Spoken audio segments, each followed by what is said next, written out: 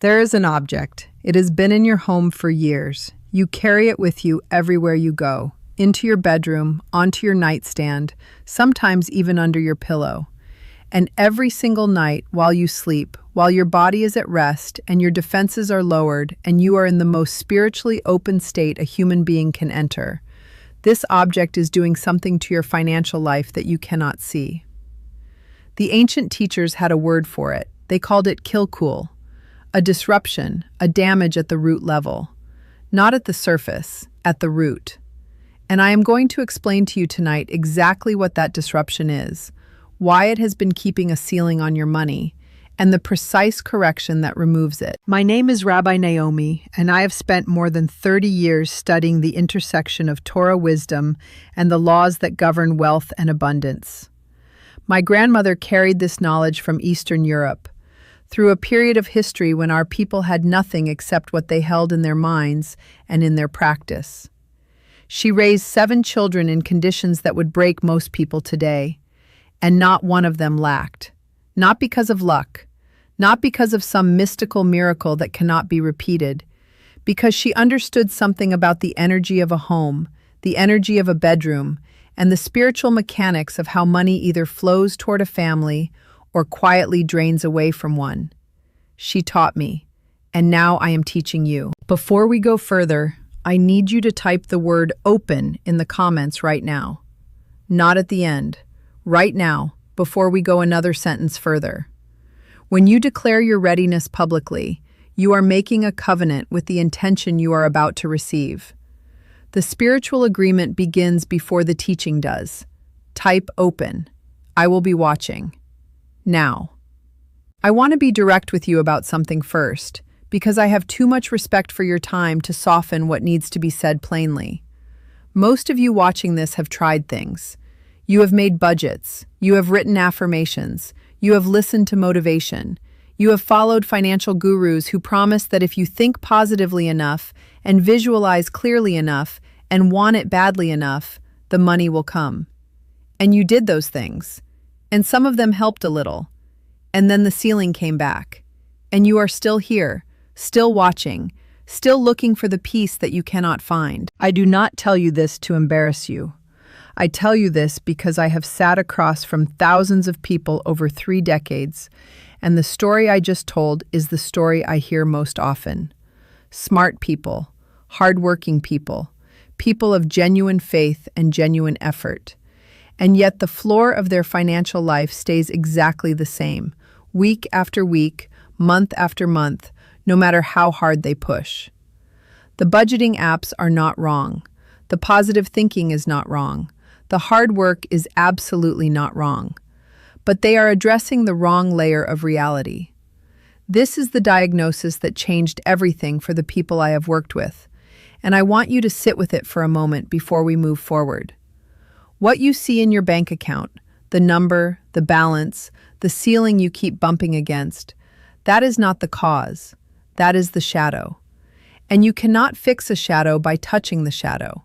You have to find what is casting it. Think of it this way. Imagine you have a vessel, a beautiful vessel made to hold water, and you pour and you pour and you carry bucket after bucket, and every time you check the vessel, it is less full than it should be. And you pour more, and it is still draining. What would you do? Would you carry more water? Or would you look at the vessel itself, turn it over, hold it up to the light, find the crack? The ancient teachers understood that a home can have a crack in it, a bedroom can have a crack in it, and the most common crack that I see in homes today, the one that was not there 2 generations ago because the object did not exist 2 generations ago, is the phone, the device. The one you place next to your body every single night before you close your eyes. The Talmudic sages wrote at length about the sanctity of the sleeping space. They understood something that modern science has only recently begun to document from a physical standpoint, that the hours of sleep are not empty hours. They are the hours of reception, the hours when the deeper channels of the soul are open, when the spiritual body processes what the physical body cannot.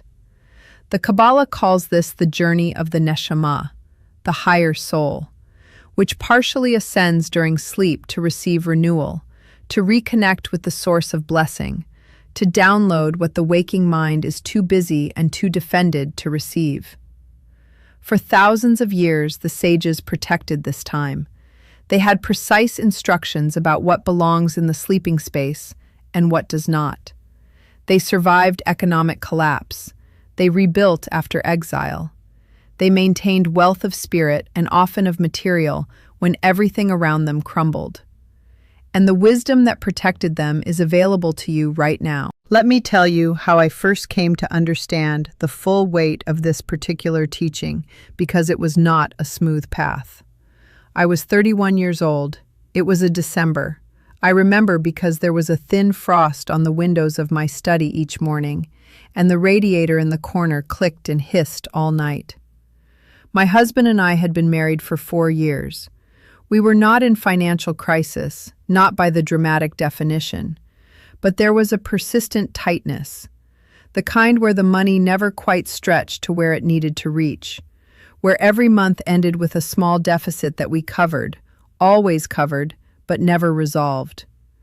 The feeling was of running on a surface that moved slightly backward with each step forward. My grandmother had passed the previous spring. In going through her belongings, I found a small leather journal, worn at the corners, the ink faded in places.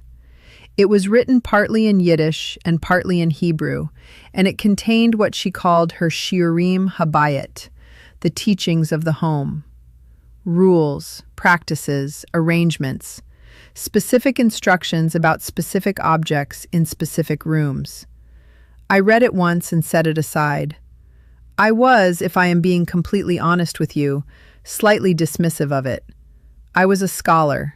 I had my degrees.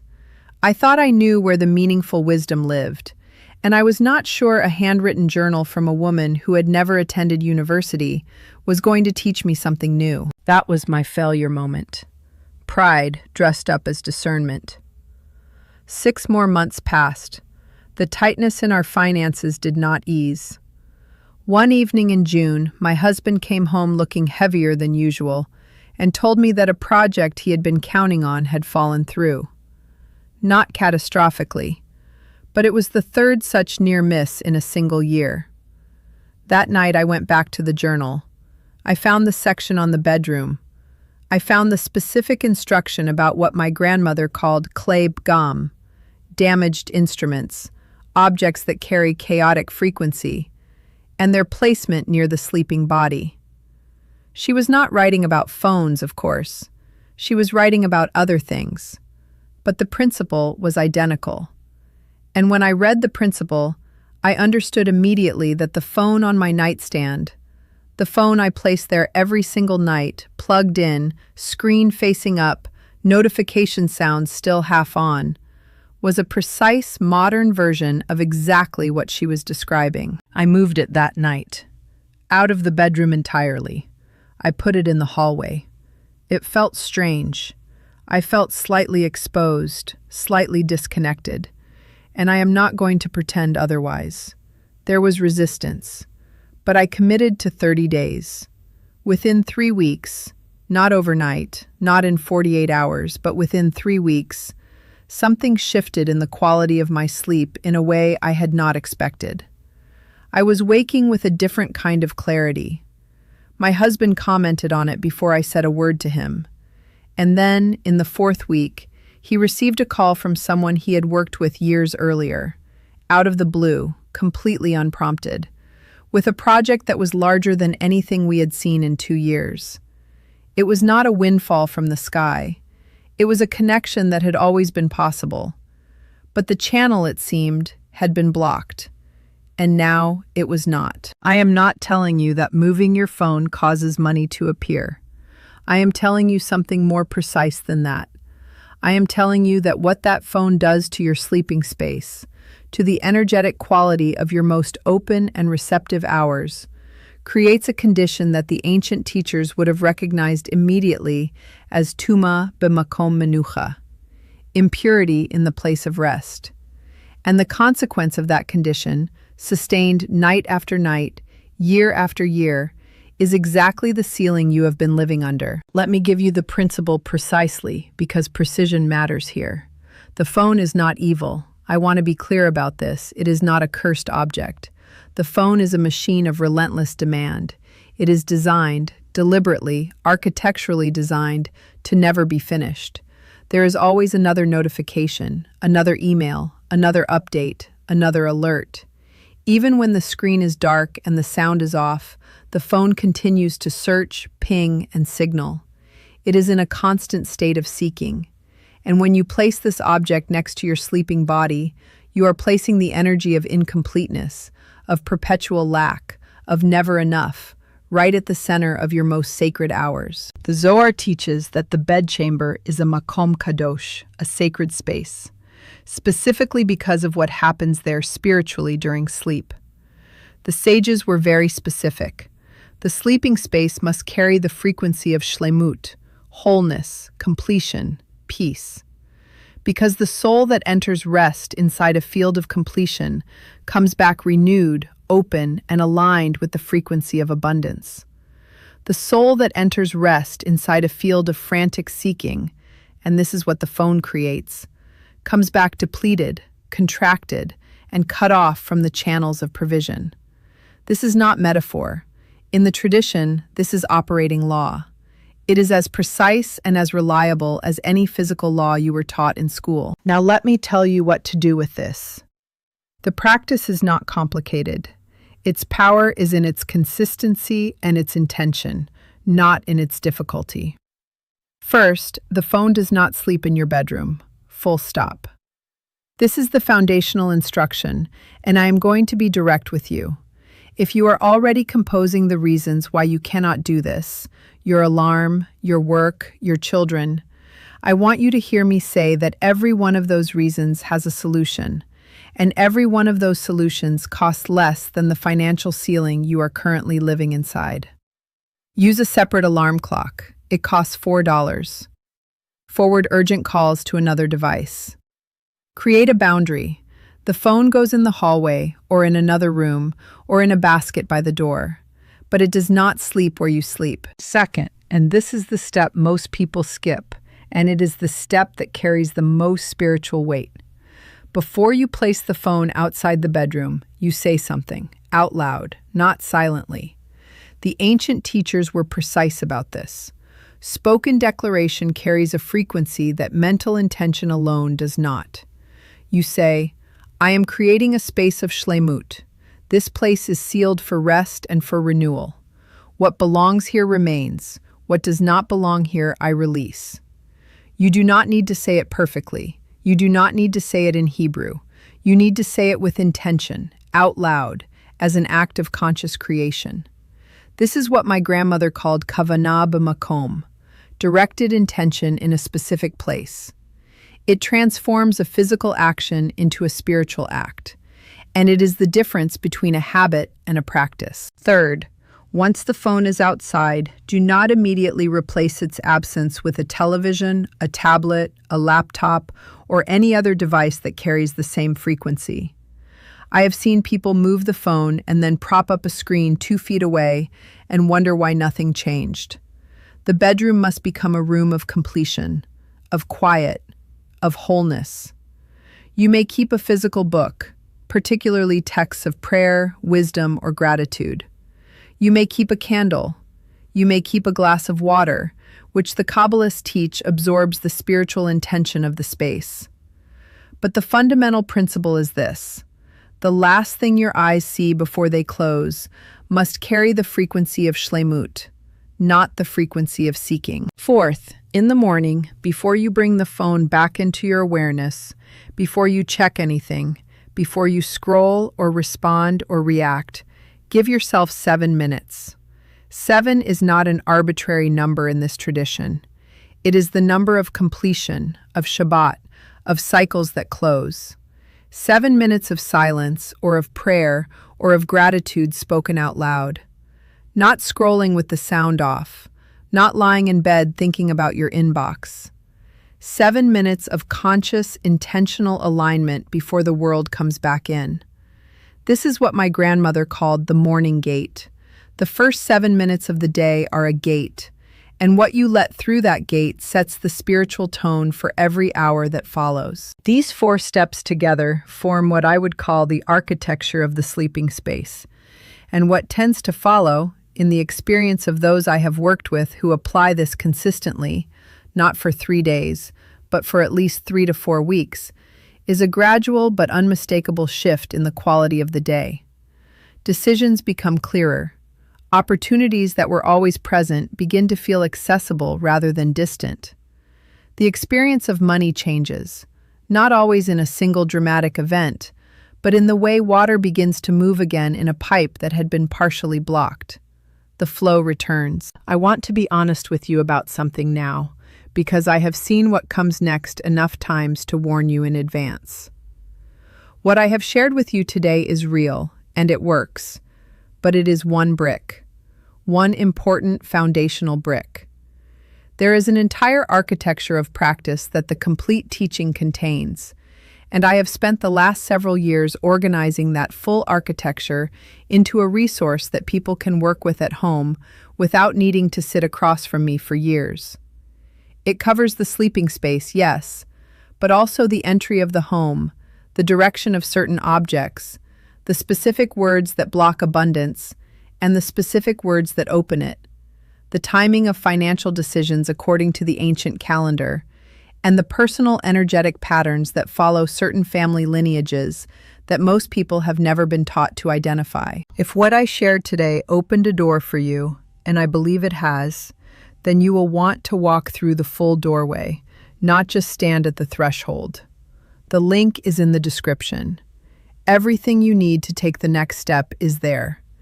It is not a collection of tips. It is the complete map. Now, before we close, I need to prepare you for something. Because I have watched this pattern repeat enough times that I would be failing you if I did not name it. In the next 24 to 48 hours, as you begin applying what I taught you today, you may notice something unexpected. You might sleep differently, more deeply, or with unusual dreams, or with a quality of stillness that feels unfamiliar. That is the channel beginning to clear. Do not be alarmed by it. Welcome it. But here is what I also need you to be prepared for. Somewhere in the first week, a test will arrive.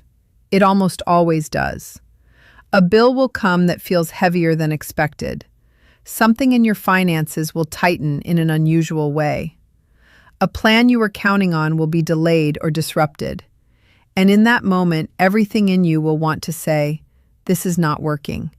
I need you to hear me say this clearly now, before that moment arrives, so that when it comes, you will recognize it for what it is. That is not evidence of failure. That is the vessel being tested. The spiritual mechanics are asking you a question. Do you trust the process or do you trust the panic? The ancient teachers called this nisayon, the trial that comes precisely because the channel has begun to move. The correct response is not more effort. GDK is more stillness. Stay in the posture of certainty. Do not speak lack over what is beginning. Do not a GDK not around you that it is the space clear. Keep the morning gate protected. The movement you are looking for is not a flood. It is a trickle that becomes a stream that becomes a river. But you must not dam it with your own doubt in the first week. What you receive today is ancient.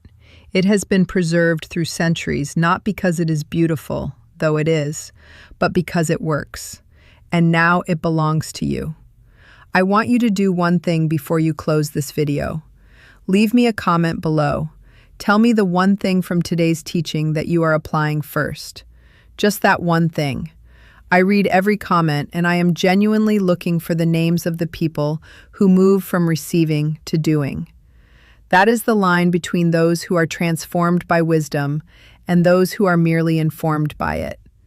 Tell me what you are applying. I want to know. If you are not yet subscribed, I need you to hit that button and turn the notification bell on right now. Next week, I am going to reveal something that the tradition teaches about the first words spoken in a household each morning, and the specific phrases that have been passed down for generations, specifically because they open the gate of financial favor for the entire day. Based on what I understand about where you are right now, you cannot afford to miss it. Subscribe with the bell on so it reaches you the moment it is released. And if what I shared today reached something real in you, if you felt the weight of it, if something clicked into place that you have been searching for, please press the like button now.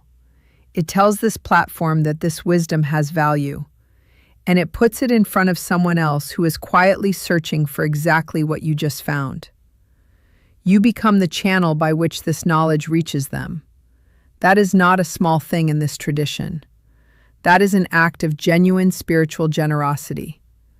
May your home become a vessel of completion. May your rest be deep and your mornings be wide open. May the channels that have been blocked begin to flow, and may the flow multiply beyond what you have yet imagined. Walk in this wisdom and walk in it with consistency. Shalom.